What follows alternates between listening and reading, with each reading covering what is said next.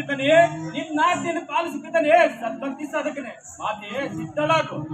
ಜೈ ರೇಣುಕಾದೇವಿ.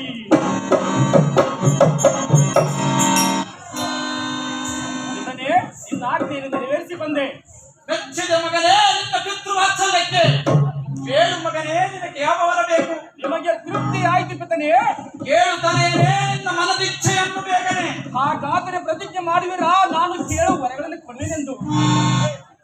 ತನಯನೇ ಜನಕ, ಕೊಟ್ಟ ಮಾತು ತಪ್ಪಲ್ಲ, ಎಂದಿಗೂ ತಪ್ಪುವವರದಾಗಿ ಯೋಗಿ ಕುಲತಿಲಕ ಜಮದಗ್ನಿ ಎಂಬ ಮುನಿವರ. ಜನಕ, ಪುತ್ರನೇ ಮರಳಿ ಎನ್ನ ತಾಯಿಗೆ ಜೀವದಾನ ಮಾಡಬೇಕು. ನಿಮ್ಮ ಕ್ರೋಧಾಜ್ಞೆ ಸಹಿಸ ನಮ್ಮಣ್ಣಂದಿರು ಪುನಃ ಜೀವನ ಎತ್ತಬೇಕು.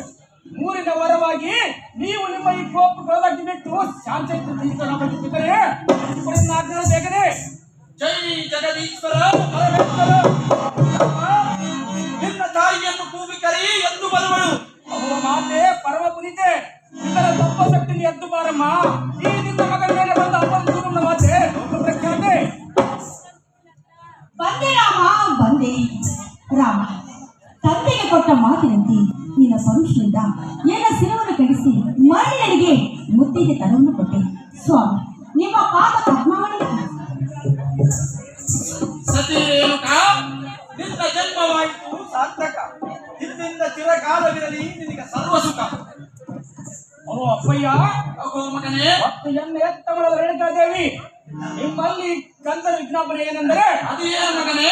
ಇದನಾಗಿಯೇ ಸುದ್ದಿವಾದಿಂದ ತಾಯಿಯನ್ನು ಕೊಂದ ಪಾಪದ ಪ್ರಾಯಶ್ಚಿತ್ತಕ್ಕೆ ಭೂ ಪ್ರದಕ್ಷಿಣೆ ಮಾಡಿಬಿರುವೆ. ನನಗೆ ಆಶ್ರಮ ಮಾಡಿ ಕಳಿಸಿ ಜನಗರೇ ದೇವತಾ ಸ್ವರೂಪರೇ. ಹೋಗಿ ಬಾ ಪುತ್ರ, ನಿನಗೆ ಜಯವಾಗಲಿ ಸರ್ವತ್ರ.